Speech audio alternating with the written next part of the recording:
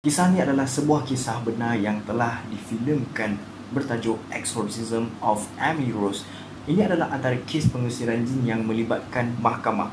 Diorang bukan nak saman jin, takkanlah nak saman jin pula kan, tapi korang akan tahu nanti. So, watch the video till the end. Let's go!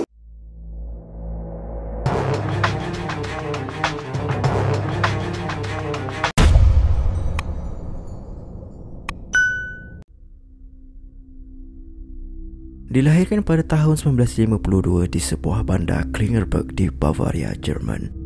Annelies Michel dibesarkan dengan agama Kristian Katolik yang di mana keluarga mereka sangat taat pada agama. Dan dikatakan Annelies Michel sangat bijak dan disukai orang kerana sikapnya yang peramah. Pada bulan September 1968, ketika itu Annelies berumur 16 tahun. Untuk pertama kalinya dia dirasuk dan seterusnya pengsan tidak sedarkan diri. Kemudiannya, pada malam itu, dia rasa seperti ada sesuatu yang menekan dadanya dengan sangat kuat.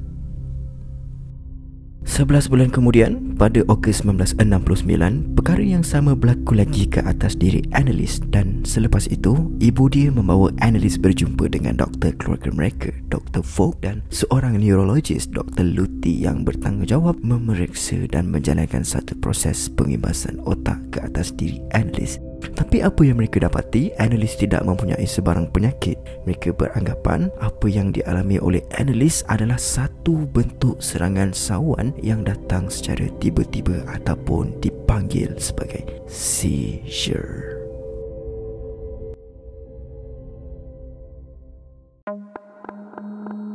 Tiga tahun seterusnya, iaitu pada tahun 1970 dan 1972, dua kejadian yang sama berulang kembali. Dia diberikan rawatan dan kemudiannya diberikan ubat anticonvulsant dan anti-seizure, yang di mana ubat itu adalah untuk mengelakkan daripada seseorang terkena sawan. Proses pengibasan otak dijalankan pada kedua-dua rawatan yang dihadiri Annelies dan apa yang mereka dapati, otak Annelies mempunyai masalah yang ringan, akan tetapi doktor sendiri tidak pasti apa jenis penyakit yang dihadapi oleh Annelies.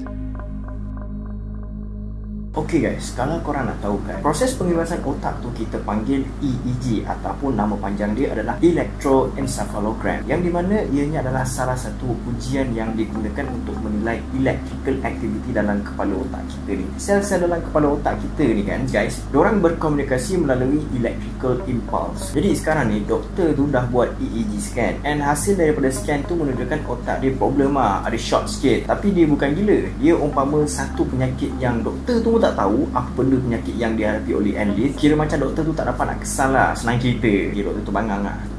Sorry. Pada musim bunga 1973, keadaan menjadi semakin buruk apabila Annelies mula mendengar bunyi ketukan di dalam biliknya. Bunyi ketukan itu juga didengar oleh adik-beradik yang lain. Tapi apa yang lebih membimbangkan adalah Annelies juga memberitahu dia mendengar suara-suara yang mengajaknya ke neraka. Ibu Annelies makin terkejut apabila dia sendiri menjadi saksi bahawa Annelies memandangi patung Virgin Mary dengan riak mukanya yang sedang marah. Alright guys, mak dia cakap masa tu mata Annelies auto bertukar menjadi warna hitam. Hitam pekat dan tangan dia berubah jadi macam ni. Dengan jari-jari dia berubah macam mencakar macam tu. Pada bulan September 1973, keluarga Annelies membawa dia berjumpa dengan Dr. Luthi untuk mendapatkan rawatan susulan. Okay guys, Dr. Luthi ni adalah seorang pakar neurologis yang merawat penyakit sawan. Jadi tugas doktor ni, dia nak tahu apa yang berlaku ke atas diri pesakit dia, apa perkembangan, baik ke, buruk ke. So dia pun tanyalah dengan Annelies apa yang dia rasa, apa yang dia nampak dari ini. So dekat sini guys, Annelies terangkan yang dia selalu nampak muka yang sangat menyeramkan, iaitu muka syaitan, muka jin yang selalu mengganggu dia sampai dia ketakutan. Dan dia sendiri bagi tahu dia dapat rasakan yang syaitan tu ada dekat dalam badan dia, inside her guys. Bukan tu je guys, dia bagi tahu lagi yang dia selalu ada bau busuk dekat persekitaran dia. And bau tu umpama aroma bau tai yang dibakar. Bau busuk tu juga bukan hanya Annelies je yang dapat bau tau, tapi satu family ada bau busuk dekat dalam rumah diorang.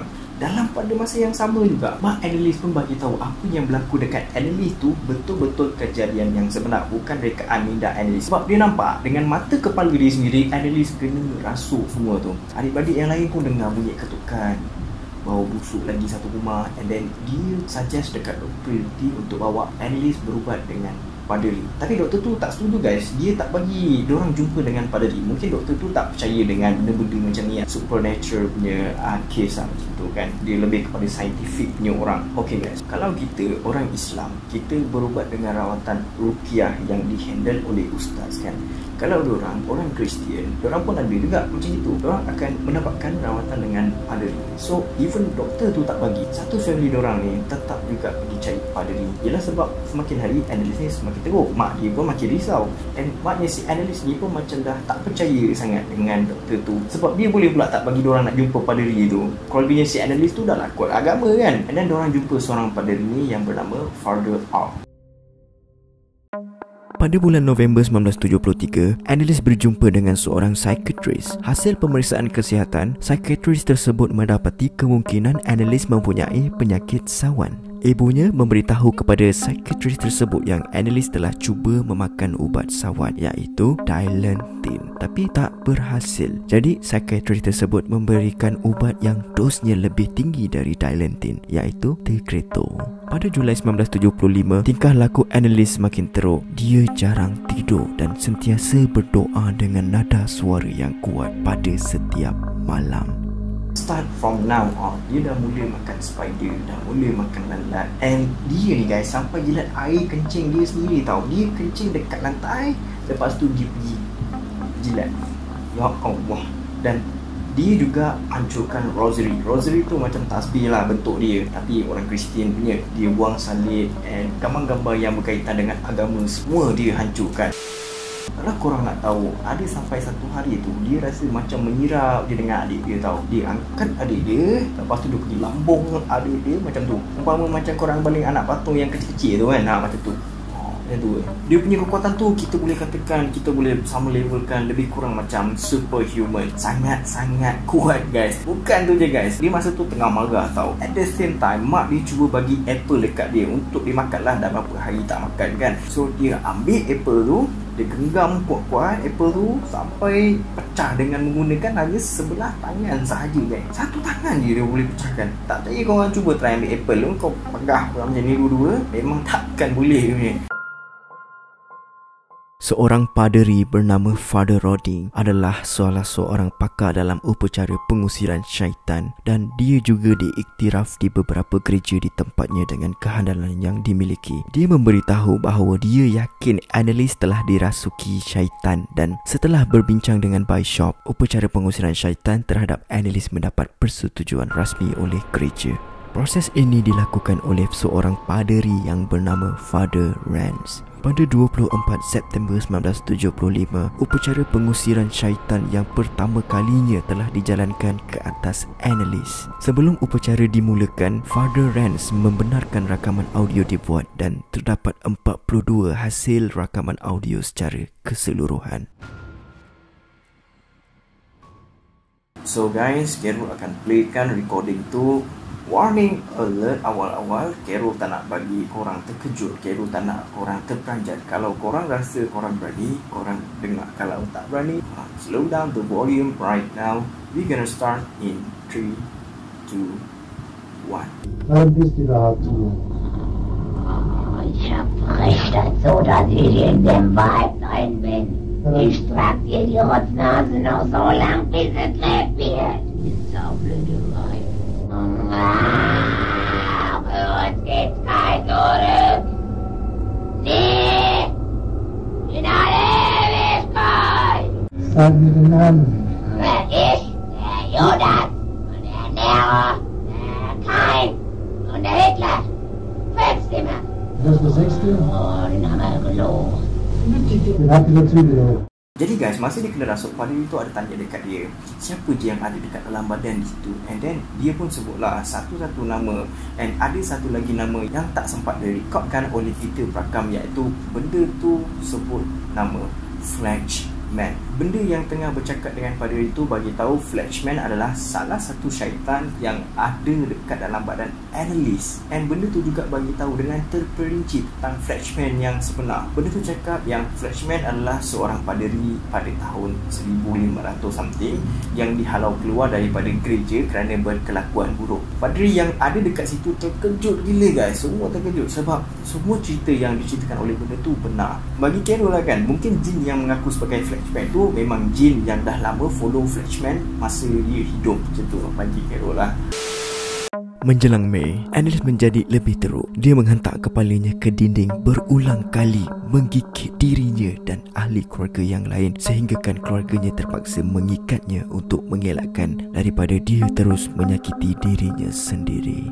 Tapi guys, benda yang lagi bahaya adalah dia langsung tak nak makan walaupun sesuap. Kalau korang nak tahu, dia ada cakap dekat mak dia, sebenarnya bukan dia yang tak nak makan, tapi dia tidak dibenarkan untuk makan. Benda tu tak bagi dia makan guys. Kalau kita lihat daripada fizikal yang dimiliki oleh Annalise, kita boleh agak yang dia ni sangat-sangat lemah sebab dia punya berat badan time tu pun adalah 32 kilogram guys. Padahal masa tu dia berumur 22 tahun. Berat ideal untuk remaja perempuan berumur 22 tahun lebih kurang 45 hingga 55 kilogram macam tu. Tapi dia 32 kilogram. Tapi guys, masa dia nak kena ikat tu, sampai 4 orang dewasa kena turun padang tolong sekali ikat ramai-ramai. Seorang pegang kaki, seorang pegang tangan kanan, seorang pegang tangan kiri, seorang lagi ikat. Macam tu lah. Memang dia macam mempunyai kekuatan yang luar biasa lah. Kira macam superhuman punya kekuatan. Pada bulan Jun 1976, kelihatan seluruh wajah Annalise pucat. Dia juga menolak untuk menerima rawatan daripada doktor walaupun pada waktu itu dia mengalami demam panas yang sangat teruk. Pada 30 Jun 1976, Annalise menjalani upacara pengusiran syaitan yang seterusnya. Pada upacara tersebut, dia hanya berkata, "Tolong maafkan saya." Keesokan paginya, keluarganya pergi ke bilik Annalise dan mendapati dia sudah meninggal dunia. Alright guys, sampai dekat sini korang dah nampak kan yang dorang satu family memang dari awal pergi jumpa doktor, pergi buat rawatan otak apa semua. Bila family Annalise nampak yang perubatan moden tak dapat membantu dia langsung, jadi dorang letakkan semua kepercayaan dorang kepada paderi untuk membuat upacara pengusiran syaitan. Sampailah dia tak berjaya diselamatkan. Annalise mati pada usia 23 tahun berpunca daripada kelaparan yang melampau. Sebanyak 67 upacara pengusiran syaitan dilakukan tetapi tidak ada satu pun yang berhasil menyembuhkan dia. Selepas kematiannya, ibu bapa Annalise dan kedua-dua paderi dihadapkan ke mahkamah kerana dituduh melakukan pembunuhan yang cuai dan kes tersebut diadili pada tahun 1978. Okey guys, masa dekat dalam mahkamah, pihak pembela iaitu ibu bapa Annalise dan dua orang paderi tadi, diorang bagi keterangan terhadap apa yang diorang nampak sepanjang kejadian. Apa yang Annalise buat, dia hentak kepala dia dekat dinding, dia makan spider. Semua tu diorang bagi tahu dekat mahkamah. And diorang bagi sekali piti rakaman yang diorang record masa Annalise kena rasuk tu sebagai bukti Annalise ni memang betul-betul diseksa oleh jin ataupun syaitan. Tapi malangnya pihak mahkamah langsung tak ambil serius dengan apa yang diorang cakapkan. Mahkamah tak percaya langsung pasal supernatural activity. Diorang tak percaya benda-benda gaib ni guys. Dekat mahkamah ni juga ada tragedi kawan makan kawan antara diorang lah. So, cerita dia macam ni tau. Mahkamah mendakwa salah satu punca kematian Annalise adalah disebabkan diorang bawa Annalise pergi jumpa doktor. Padahal sebenarnya Paderi Rance ni ada minta tolong dengan dia punya member yang merupakan seorang doktor yang bernama Dr. Richard Groff untuk pergi ke rumah Annalise untuk buat rawatan ke atas Annalise lah. So guys, bila mahkamah tanya Dr. Richard tentang keadaan Annalise masa dia buat rawatan tu, dia bagi tahu yang Annalise tidak ada kecederaan luaran langsung. Kira macam dia tak ada injet dekat bahagian luar. That mean dia cakap Annalise tak ada luka, tak ada lebam tu semua. Padahal Paderi Rance sendiri nampak banyak kesan luka, kesan lebam, pipi bengkak, mata hitam. Memang teruk gila. Dr. Richard ni bagi statement macam tu sebab dia nak lari daripada didakwa, nak kira macam dia nak lepas takak dia je lah. Dia seorang je lah macam tu. Dia siap cakap tak ada suntikan untuk syaitan. Dia punya bangang dia macam tu sekali. Kalau korang nak tahu, tujuan sebenar Dr. Richard ni pergi jumpa Annalise masa tu bukan nak buat rawatan guys. Tapi dia sebenarnya hanya nak menyaksikan supernatural activity yang berlaku terhadap analis. Dalam erti kata lain, dia pergi sana sebab nak tahu kejadian tu macam mana. Dia nak tengok sendiri dengan mata dia apa yang berlaku dekat analis.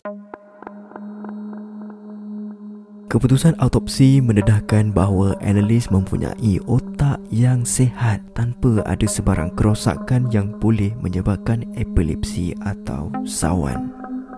Selepas kematian analis, diorang bedah otak dia dan diorang nampak yang analis memang tak sakit pun. Tak ada masalah otak langsung, otak dia sihat guys. Tapi pihak pendakwa cakap yang analis pada awalnya memang ada penyakit sawan, tapi selepas dia makan ubat, dia baik. That's why bila autopsi, diorang tak ada nampak apa-apa masalah langsung dekat otak dia. Pihak pendakwa beranggapan yang analis sebenarnya dah baik, tapi dia sakit balik disebabkan aktiviti upacara pengusiran syaitan yang dijalankan sebanyak 67 kali guys. Benda tu yang membuatkan dia jadi gila. Itu mahkamah yang cakap lah. Akhirnya, mahkamah memutuskan untuk menyokong pihak pendakwa. Mahkamah menjatuhkan hukuman kepada keempat-empat mereka dengan penjara 6 bulan dan semua kos mahkamah ditanggung oleh mereka. Tapi kan guys, sebenarnya ramai yang tak puas hati dengan keputusan mahkamah tahu. Diorang still memperdebatkan apa punca sebenar kematian analis walaupun kes ni dah settle. Adakah memang benar analis ada sakit mental, kemungkinan epilepsi, ataupun kes ni memang berkait dengan jin dan syaitan. So, korang nilai sendiri. Until next time, see you soon. Assalamualaikum.